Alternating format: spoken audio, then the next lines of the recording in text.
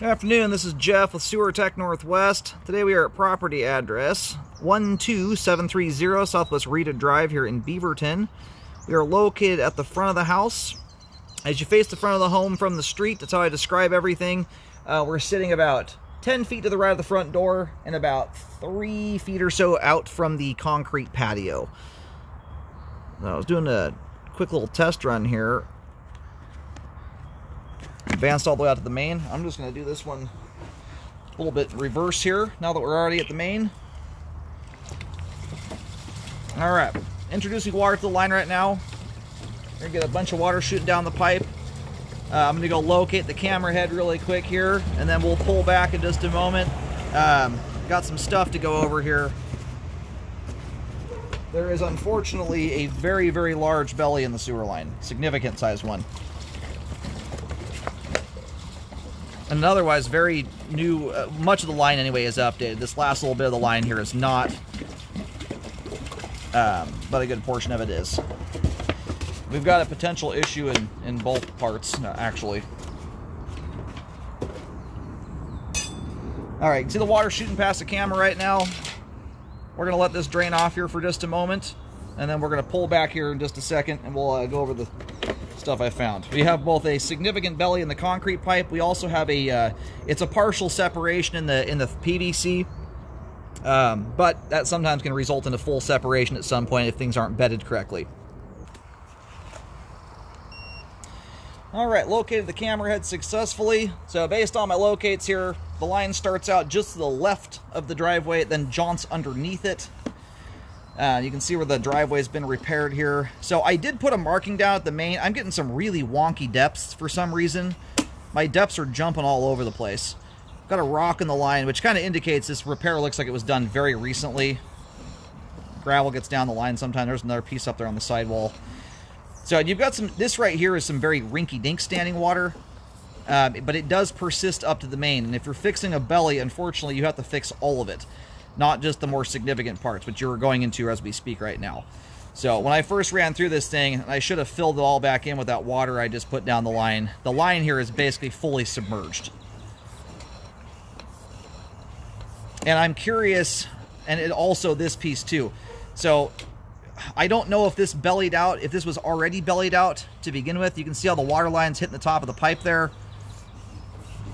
But if you're connecting a piece of pipe onto an already bellied piece of pipe, I mean, you're going to have a belly. There's no way around that, unfortunately. What I also don't know is what this looked like prior to the repair being done.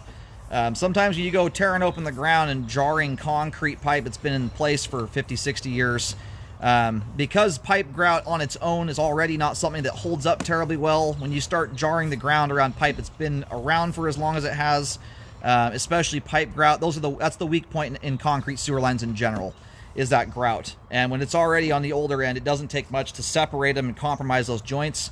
And or during the repair process, digging things up, undermining the soil underneath the existing concrete pipe you're trying to leave in the ground. So from the looks of it, it looks like this repair, I think, was taken right to the street edge. Which, I mean, don't get me wrong, this is the more meaningful part of the sewer line, but you've still got you've got a very significant belly there in the concrete. And in plastic pipe, the bellies are not quite as concerning. I mean, from a structural standpoint, plastic can bend to an incredible level without breaking. Concrete pipe, however, cannot. As you can imagine, it's not a terribly flexible pipe product. Neither is pipe grout or the joints. Concrete pipe can only settle so much before the joints just plain and simple open up to the ground. And my concern, on top of there being standing water which could catch debris, is having pipe joints that are open to the ground that can create for a progressive settling scenario where things worsen more and more as time goes on. So I'm not sure which happened first here, if the belly was already there or if it happened post-repair, but this is something I do recommend fixing. All right, and I'm taking photos rather than put paint down all over this newer driveway. If for some reason or another something doesn't get fixed, some things I never know are like if the city is about ready to do a street project, for instance, and they've already agreed to, let's say, repair the pipe in the road while they're already down there fixing some other utility. I didn't want to go paint the heck out of the driveway. So, and I did put a differential color down at the street where you can see the green paint. It's kind of faded, but you can see it. I put a red T right in front of that just to indicate that that's a separate marking from mine. I'm having a really hard time getting a depth at that point for some reason. There at the end of the driveway, that belly looks like it starts just a few feet before the street edge. I'm getting around 7.5, 8 feet deep there. So this is the other joint that I was a little concerned about, and this is partially what makes me think that the belly may have happened after the repair, is that joint pulled apart there. So right now the joint appears to be sealed up. The question is whether or not it's going to remain that way. And if all this stuff shifts with that piping out there, especially if the joints have opened up to the ground, there's a decent chance you could get progressive settling and this could change. You know, the plus side with this section here is that you might be able to do something like an epoxy liner. You'd have to consult a liner company as to how much that's going to bolster things up, and realistically, you'd probably have to line a bit more than this spot. You'd want to be able to line all the way down through some of these turns in order to bolster things up and help keep things from moving, but I don't know if that's the most ideal type of repair for something like this. But I am a little concerned about what that's going to turn into over time. It's already pulled apart by at least an inch, if not a little bit more than that. So in this spot, I'll try and locate. It's on a hard vertical drop. This is not the most ideal way to locate something. Yeah, the hard vertical drop here it give me some really weird locates. So this is one, from the looks of it, this looks like it was very recently done. I would contact the repair company, see if there's some kind of warranty they have. You know, look into the full mill picture here. I don't know if there's any, you know, sometimes you get deals worked out with the city. I don't know if that's what you've got in this case. But from there at 32 feet, realistically to the main lateral, I would recommend correcting.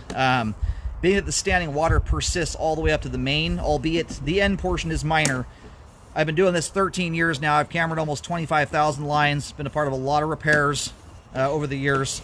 And generally speaking, oh, you know what? Bear with me a second here. I just realized when I dropped in here,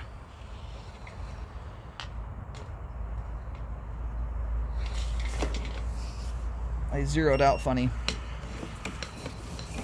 That and my camera reset.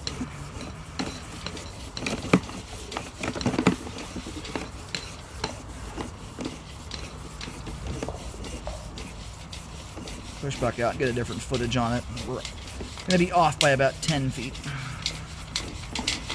Couple rocks in the line there.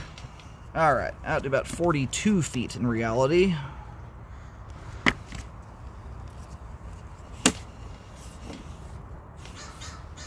I've got some joints out here that are separating too. This is transite pipe. You've actually got a hole forming there. And transite concrete, that, like most other types of concrete, those are the first places that wear out of the pipe joints.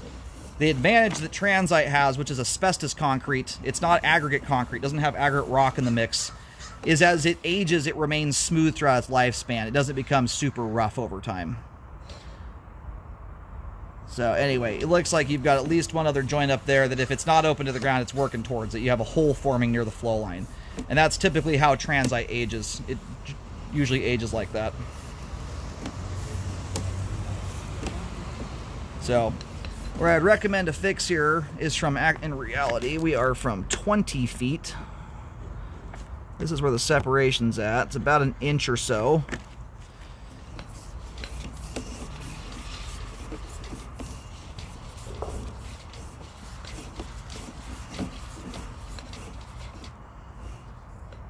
So the main part of the belly here goes out to 32 feet, but in reality, I mean, it persists all the way to the main lateral. This is just the more significant part of it. And most repair guys won't even attempt to fix the belly unless you can take it all the way to the end and ensure that you've earned as much grade back as possible. You got water floating right back towards us right now. So from 20 to 42 feet.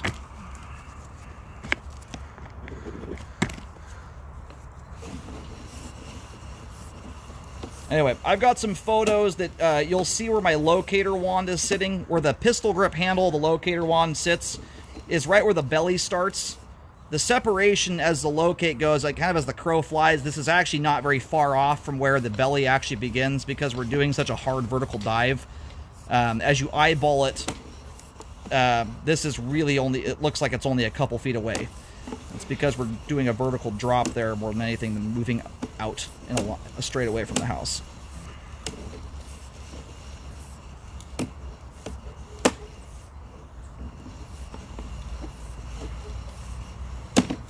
All right. Everything else prior to that point here looks like it's in good shape, has good flow, and you've got kind of a unique setup here where the tie-in here is on the vertical dive.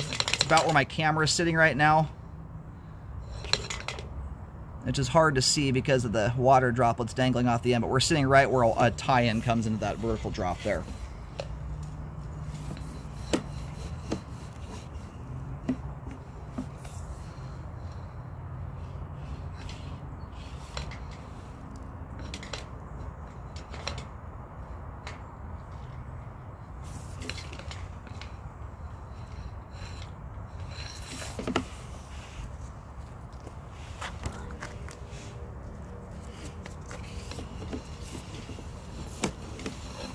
After any repairs are done, I highly recommend you rescope the sewer line to check the work, and you want to do that when the trench is closed, not when it's open, or you're not going to catch any settling problems that may occur.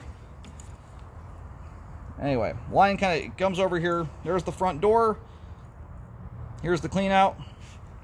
Line runs over, you know, about where this newer concrete is at, where the line jaunts into the driveway, straightens out, and then runs out to the road.